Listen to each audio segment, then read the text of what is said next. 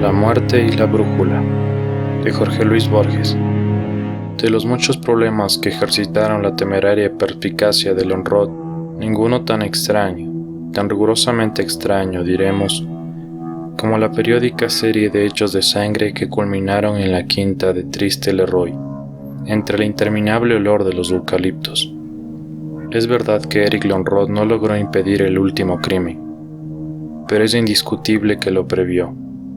Tampoco adivinó la identidad del infausto asesino de Yarmolinsky, pero sí la secreta morfología de la malvada serie y la participación de Red Scarlak, cuyo segundo apodo es Scarlak el Dandy. Ese criminal, como tantos, había jurado por su honor la muerte de Lonrod, pero este nunca se dejó intimidar. Lonrod se creía un puro razonador, un Auguste Dupin, pero algo de aventurero había en él y hasta de taur. El primer crimen ocurrió en el Hotel du Nord, ese alto prisma que domina el estuario cuyas aguas tienen el color del desierto.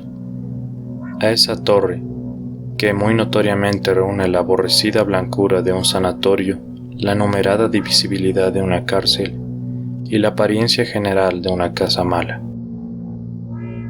Arribó el día 3 de diciembre el delegado de Podolsk al tercer congreso talmúdico, el doctor Marcelo Yarmolinsky, hombre de barba gris y ojos grises. Nunca sabremos si el Hotel du Nord le agradó. Lo aceptó con la antigua resignación que le había permitido tolerar 3 años de guerra en los Carpatos y 3000 años de opresión y de pogroms. Le dieron un dormitorio en el piso R, frente a la suite que no sin esplendor ocupaba la tetrarca de Galilea.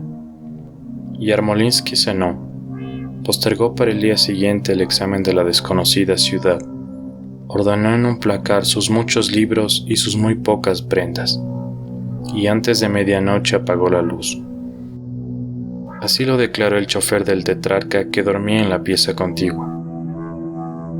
El 4, a las 11:03 a.m., lo llamó por teléfono un redactor de la Yiddish Zeitun. El doctor Yarmolinsky no respondió. Lo hallaron en su pieza, ya levemente oscura la cara, casi desnudo bajo una gran capa anacrónica. Y hacía no lejos de la puerta que daba al corredor. Una puñalada profunda le había partido el pecho. Un par de horas después, en el mismo cuarto, entre periodistas, fotógrafos y gendarmes, el comisario Triveranos y Lonrod debatían con serenidad el problema. No hay que buscarle 3 pies al gato, decía Triveranos, blandiendo un imperioso cigarro. Todos sabemos que el tetrarca de Galilea posee los mejores zafiros del mundo. Alguien para robarlos habrá penetrado aquí por error. Yarmolinsky se ha levantado. El ladrón ha tenido que matarlo. ¿Qué le parece? Posible, pero no interesante, respondió Lonrod. Usted replicará que la realidad no tiene la menor obligación de ser interesante. Yo le replicaré que la realidad puede prescindir de esa obligación, pero no las hipótesis. En la que usted ha improvisado interviene copiosamente el azar. He aquí un rabino muerto. Yo preferiría una explicación puramente rabínica, no los imaginarios percances de un imaginario ladrón. Trevirano repuso con mal humor. No me interesan las explicaciones rabínicas, me interesa la captura del hombre que apuñaló a este desconocido. No tan desconocido, corrigió Lonrod. Aquí están sus obras completas, indicó en el placar una fila de altos volúmenes.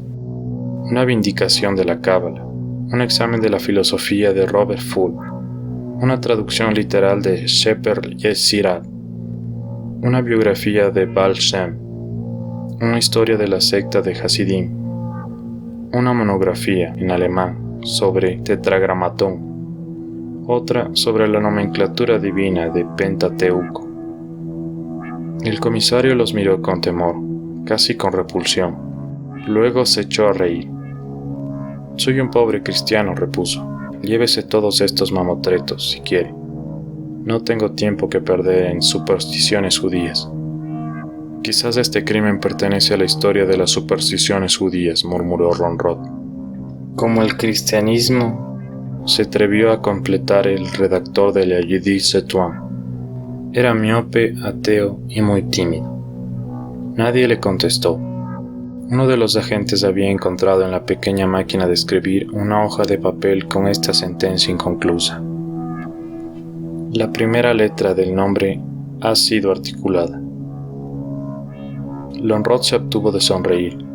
Bruscamente bibliófilo o hebraísta, ordenó que le hicieran un paquete con los libros del muerto y los lleve a su departamento.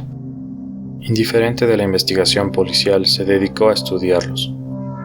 Un libro en octavo mayor le reveló las enseñanzas del Israel Baal Shem Tov, fundador de la secta de los piadosos. Otro, las virtudes y terrores del Tetragramatón, que es el inefable nombre de Dios. Otro, la tesis de Dios, que tiene nombre secreto, en el cual está compediado, como en la esfera de cristal de los persas que atribuyen a Alejandro de Macedonia, su noveno atributo, la eternidad. Es decir, el conocimiento inmediato de todas las cosas que serán, que son y han sido en el universo. La tradición enumerada 99 nombres de Dios. Los hebraístas atribuyen este imperfecto número al mágico temor de las cifras pares. Los Hasidim razonan que ese hiato señala a un centésimo nombre, el nombre absoluto. De esa erudición lo distrajo a los pocos días la aparición del redactor de Yiddish Setuam. Este quería hablar del asesinato. Lonrod prefirió hablar de los diversos nombres de Dios. El periodista declaró en 3 columnas que el investigador Eric Lonrod se había dedicado a estudiar los nombres de Dios para dar con él el nombre del asesino. Lonrod, habituado a las simplificaciones del periodismo, no se indignó. Uno de esos tenderos, que han descubierto que cualquier hombre se resigna a comprar cualquier libro, publicó una edición popular de la historia de la secta de los Hasidim. El segundo crimen ocurrió la noche del 3 de enero, en el más desamparado y vacío de los huesos suburbios occidentales de la capital. Hacia el amanecer, uno de los gendarmes que vigilan a caballo esas soledades vio en el umbral de una antigua pinturería un hombre emponchado, yacente. El duro rostro estaba como enmascarado de sangre. Una puñalada profunda le había rajado el pecho. En la pared, sobre los rombos amarillos y rojos, había unas palabras en tiza. El gendarme las deletró esa tarde. Tretaviranos y Lonrod se dirigieron a la remota escena del crimen. A izquierda y derecha del automóvil, la ciudad se desintegraba. Crecía el firmamento y ya importaban poco las casas y mucho menos un horno de ladrillos o un álamo. Llegaron a su pobre destino, un callejón final de tapias rosadas que parecían reflejar de algún modo la desaforada puesta de sol. El muerto ya había sido identificado. Era Daniel Simón Acevedo, un hombre de alguna fama de los antiguos arrabales del norte, que había ascendido de carrero a guapo electoral, para degenerar después en ladrón, y hasta en delator. El singular estilo de la muerte les pareció adecuado. Acevedo era el último representante de una generación de bandidos que sabía el manejo del puñal, pero no del revólver. Las palabras en tiza eran las siguientes. La segunda letra del nombre ha sido articulada. El tercer crimen ocurrió la noche del 3 de febrero, poco antes de la 1 de la tarde. El teléfono resonó en la oficina del comisario Tritaviranos. Con ávido sigilo, habló un hombre de voz gutural. Dijo que se llamaba Ginsberg o Ginsburg y que estaba dispuesto a comunicar, por una remuneración razonable, los hechos de los 2 sacrificios de Acevedo y de Yarmolinsky. Una discordia de silbidos y cornetas ahogó la voz del delator. Después la comunicación se cortó. Sin rechazar la posibilidad de una broma, al fin estaban en el carnaval. Tretaviranos indagó que le habían hablado desde Liverpool House, taberna de la Rue de Toulon, esa calle salobre en la que conviven el cosmorama y la lechería, el burdel y los vendedores de Biblias. Tretaviranos habló con el patrón. Black Finnegan, antiguo criminal irlandés, Abrumado y casi anulado por la decencia, le dijo que la última persona que había empleado el teléfono de la casa era un inquilino, un tal Griffius, que acababa de salir con unos amigos. Tritaviranos fue enseguida a Liverpool House. El patrón le comunicó lo siguiente. Hace 8 días, Griffius había tomado piezas en los altos del bar. Era un hombre de rasgos afilados, de nebulosa barba gris, trajeado pobremente de negro. Finnegan, que destinaba esa habitación a un empleo que Tritaviranos adivinó, le pidió un alquiler sin duda excesivo. Griffius inmediatamente pagó la suma estipulada. No salía casi nunca, cenaba y almorzaba en su cuarto. Apenas si le conocían la cara en el bar. Esa noche, bajó de telefonear al despacho de Finnegan. Un coupé cerrado se detuvo ante la taberna. El cochero no se movió del pescante. Algunos parroquianos recordaron que tenía máscara de oso. Del coupé bajaron 2 arquelines. Eran de reducida estatura y nadie pudo no observar que estaban muy borrachos. Entre válidos de cornetas, irrumpieron en el escritorio de Finnegan. Abrazaron a Griffius, que pareció reconocerlos, pero que le respondió con frialdad. Cambiaron unas palabras en yiddish. Él en voz baja, gutural, ellos con voces falsas, agudas, y subieron a la pieza del fondo. Al cuarto de hora, bajaron los 3 muy felices. Griffius tambaleante, parecía tan borracho como los otros. Iba alto y vertiginoso en el medio, entre los arlequines enmascarados. Una de las mujeres del bar recordó los losangues amarillos, rojos y verdes. 2 veces tropezó, 2 veces lo sujetaron los arlequines. Rumbo a la dársena inmediata de agua rectangular, los 3 subieron al coupé y desaparecieron. Ya en el estribo del coupé, el último arlequín garabateó una figura obscena y una sentencia en una de las pizarras de la recoba. Tritaviranos vio la sentencia. Era casi predecible. Decía, la última de las letras del nombre ha sido articulada. Examinó después la piecita de Griffius, Ginsberg. Había en el suelo una brusca estrella de sangre. En los rincones, restos de cigarrillo de marca húngara. En un armario, un libro en latín, el Philologus Hebraeae o Graecus, 1739, de Leusden, con varias notas manuscritas. Tritaviranos lo miró con indignación e hizo buscar a Lonrod. Este, sin sacarse el sombrero, se puso a leer, mientras el comisario interrogaba a los contradictorios testigos del secuestro posible. A las 4 salieron. En la torcida de Reu-Tolón, cuando pisaban las serpentinas muertes del alba, Tritaviranos dijo, ¿y si la historia de esta noche fue un simulacro? Eric Lonrod sonrió y leyó con toda gravedad un pasaje que estaba subrayado de la disertación 33ª del Philologus. Dies Judae Orum, incipit a solis occasu, usque ad solis occasum Dei secentis. Esto quiere decir, agregó, el día hebreo empieza al anochecer y dura hasta el siguiente anochecer. El otro ensayó una ironía. ¿Ese dato es el más valioso que usted ha recogido esta noche? No, más valioso es una palabra que dijo Ginsberg. Los diarios de la tarde no descuidaron esas desapariciones periódicas. La cruz de la espalda la contrastó con la admirable disciplina y el orden del último congreso emerítico. Ernst Palast en el Martín reprobó las demoras intolerables de un pogrom clandestino y frugal que han necesitado 3 meses para liquidar 3 judíos. La Yedith Setuan rechazó la hipótesis horrorosa de un complot antisemita. Aunque muchos espíritus penetrantes no admiten otra solución del triple misterio. El más ilustre de los pistoleros del sur, Dandy Wither-Scarlett, juró que en su distrito nunca se producirían crímenes de esos y acusó de culpable negligencia al comisario Franz Tritaviranos. Este recibió la noche del 1 de marzo un imponente sobresellado. Lo abrió.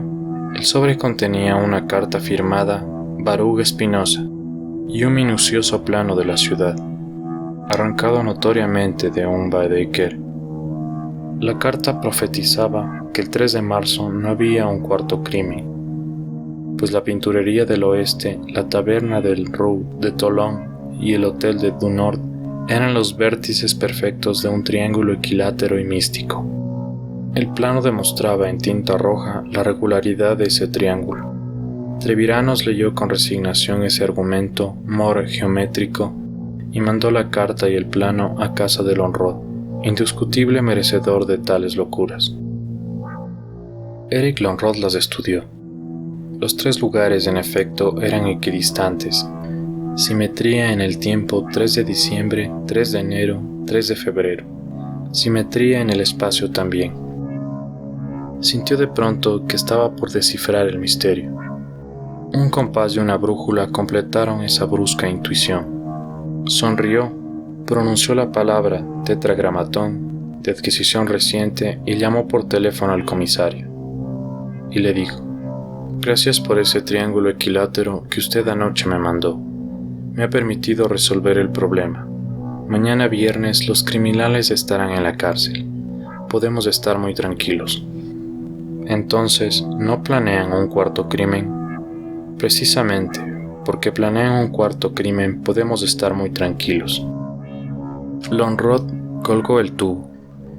1 hora después, viajaba en un tren de ferrocarriles australes rumbo a la quinta abandonada de Triste-le-Roy. Al sur de la ciudad de mi cuento fluye un ciego riachuelo de aguas barrosas, infamado de curtiembres y de basuras. Del otro lado hay un suburbio donde el amparo de un caudillo barcelonés medran los pistoleros. Lonrod sonrió, al pesar que el más afamado, Red Scarlac, hubiera dado cualquier cosa por conocer su clandestina visita. Acevedo fue compañero de Scarlac.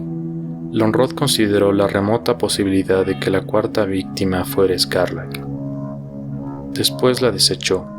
Virtualmente había descifrado el problema. Las meras circunstancias de la realidad, nombres, arrestos, caras, trámites judiciales y carcelarios, apenas le interesaban ahora. Quería descansar en 3 meses de sedentaria investigación. Reflexionó que la explicación de los crímenes estaba en un triángulo anónimo y en una polvorienta palabra griega. El misterio casi le pareció cristalino. Se abochornó de haberle dedicado 100 días. El tren paró en una silenciosa estación de cargas. Lonrod bajó. El aire de la turbina llanura era húmedo y frío. Lonrod echó a andar por el campo. Vio perros, vio un furgón de una vía muerta, vio el horizonte, vio un caballo plateado que bebía el agua carpulosa de un charco.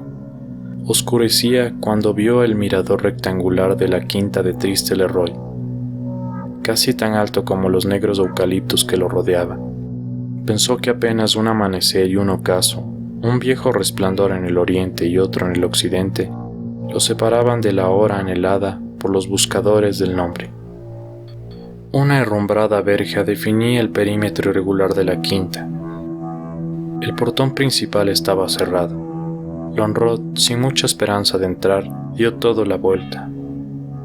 De nuevo, ante el portón infranqueable, metió la mano entre los barrones, casi maquinalmente, y dio con el pasador. El chirrido del hierro lo sorprendió. Con una pasividad laboriosa, el portón entero cedió. Lonrod, entre los eucaliptos pisando confundidas generaciones de rotas hojas rígidas, vista de cerca la casa de la quinta de Triste-le-Roy, abundaba en inútiles simetrías y en repeticiones maniáticas. A una diana glacial de un nicho lobrego correspondía en un segundo nicho otra diana. Un balcón se reflejaba en otro balcón. Dobles escalinatas se abrían en doble balaustrada. Lonrod rodeó la casa como había rodeado la quinta. Todo lo examinó. Bajo el nivel de la terraza vio una estrecha persiana. La empujó. Unos pocos escalones de mármol descendían a un sótano. Lonrod que ya intuía las preferencias del arquitecto, adivinó que el opuesto muro del sótano había otros escalones. Los encontró. Subió. Alzó las manos y abrió la trampa de la salida. Un resplandor lo guió a una ventana. La abrió. Una luna amarilla y circular definía en el triste jardín dos fuentes cegadas. Lonrod exploró la casa. Por antecomedores y galerías salía a patios iguales y repetidas veces al mismo patio. Subió por las escaleras polvorientas ante cámaras circulares. Indefinidamente se multiplicó en espejos opuestos.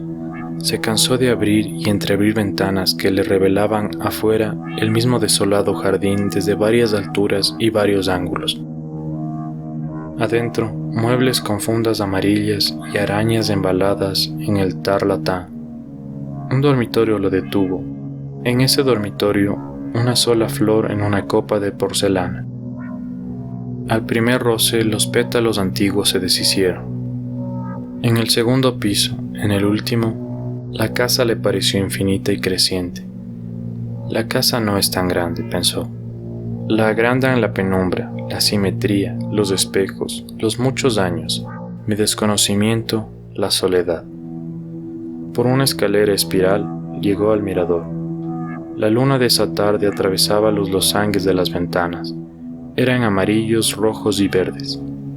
Lo detuvo un recuerdo asombrado y vertiginoso. Dos hombres de pequeña estatura, feroces y fornidos, se arrojaron sobre él y lo desarmaron. Otro muy alto lo saludó con gravedad y le dijo: «Usted es muy amable. Nos ha ahorrado una noche y un día». Era Red Scarlac. Los hombres maniataron a Lonrod. Este al fin encontró su voz. «Scarlac, ¿usted busca el nombre secreto?» Scarlac seguía de pie, indiferente. No había participado en la breve lucha. Apenas se alargó la mano para recibir el revólver de Lonrod. Habló. Lonrod oyó en su voz una fatigada victoria, un odio del tamaño del universo, una tristeza no menor que aquel odio. «No», dijo Scarlac. «Busco algo más efímero y deleznable. Busco a Eric Lonrod. Hace 3 años, en un garito de la Rue de Toulon, usted mismo arrestó e hizo encarcelar a mi hermano. En un coupé, mis hombres me sacaron del tiroteo con una bala policial en el vientre. 9 días y 9 noches agonicé en esta desolada quinta simétrica. Me arrasaba la fiebre, el odioso Hanon bifronte que mira los ocasos y las auroras daban horror a mi ensueño y a mi vigilia. Llegué a abominar de mi cuerpo. Llegué a sentir que 2 ojos, 2 manos, 2 pulmones son tan monstruosos como 2 caras. Un irlandés trató de convertirme a la fe de Jesús. Me repetía la sentencia de Goin: todos los caminos llevan a Roma.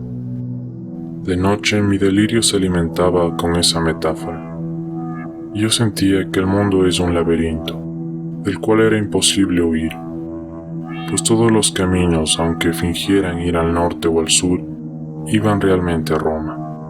Era también la cárcel cuadrangular donde agonizaba mi hermano y la quinta de triste Leroy.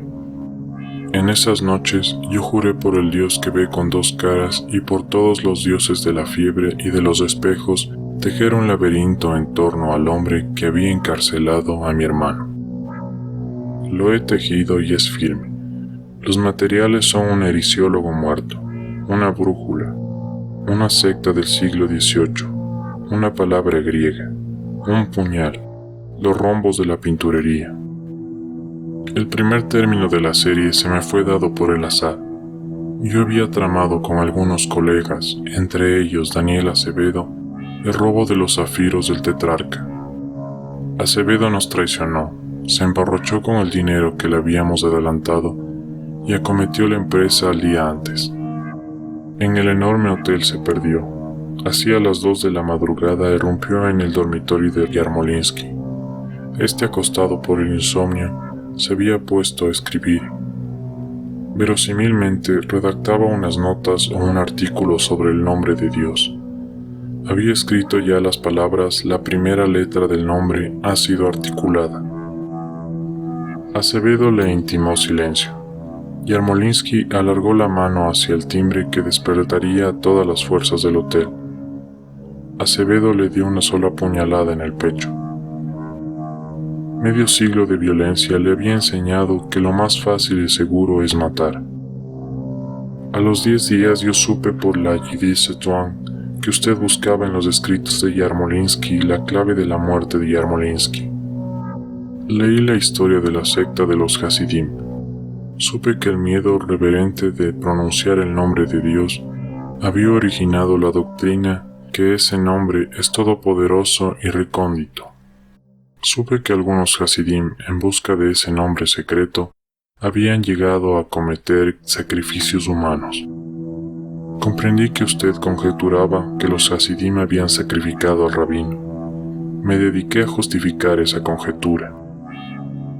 Marcelo Yarmolinsky murió la noche del 3 de diciembre.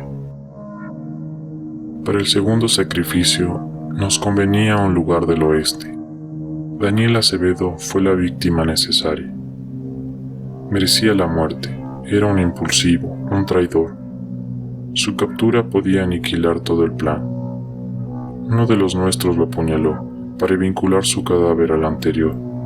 Yo escribí encima de los rombos de la pinturería: la segunda letra del nombre ha sido articulada. El tercer crimen se produjo el 3 de febrero. Fue como Tritaviranos adivinó, un mero simulacro. Griffius Ginsberg o Ginsburg soy yo, suplementado por una tenue barba postiza en ese perverso cubículo de la Rue de Toulon, hasta que los amigos me secuestraron. Desde el estribo del coupé, uno de ellos escribió en un pilar: la última de las letras del nombre ha sido articulada. Esa escritura divulgó que la serie de crímenes era triple. Así lo entendió el público. Yo, sin embargo, intercalé repetidos indicios para que usted, el razonador Eric Lonrod, comprendiera que es un cuádruple. Un prodigio en el norte, otros en el este y en el oeste. Reclaman un cuarto prodigio en el sur. El nombre de Dios, JHBH, consta de 4 letras. Los arlequines y la muestra del pinturero sugieren 4 términos. Yo subrayé cierto pasaje en el manual de Leusden. Ese pasaje manifiesta que los hebreos computaban el día de ocaso a ocaso. Ese pasaje da a entender que las muertes ocurrieron el 4 de cada mes. Yo mandé el triángulo equilátero a Triviranos. Yo presentí que usted agregaría el punto que falta. El punto que determina un rombo perfecto. El punto que prefija el lugar donde una exacta muerte le espera. Todo lo he premeditado, Eric Lonrod, para traerlo a usted a las soledades de Triste Leroy. Lonrod evitó los ojos de Scarlac. Miró los árboles y el cielo subdivididos en rombos turbiamente amarillos, verdes y rojos. Sintió un poco de frío y una tristeza impersonal, casi anónima. Ya era de noche. Desde el polvoriento jardín subió el grito inútil de un pájaro. Lonrod consideró por última vez el problema de las muertes simétricas y periódicas. En su laberinto sobran 3 líneas, dijo por fin. Yo sé de un laberinto griego que es una línea única, recta. En esa línea se han perdido tantos filósofos que bien puede perderse un mero detective. Scarlac, cuando en otro avatar usted me dé caza, finja o cometa un crimen en A, luego un segundo crimen en B, en 8 kilómetros de A, luego un tercer crimen en C, y a 4 kilómetros de A y B, a mitad de un camino entre los dos. Aguárdeme después en D, a 2 kilómetros de A y de C, de nuevo a mitad del camino. Máteme en D, como ahora va a matarme en Triste Leroy. Para la otra vez que lo mate, le prometo ese laberinto, que consta en una sola línea recta y que es indivisible, incesante. Retrocedió unos pasos. Después, muy cuidadosamente, hizo fuego. Fin.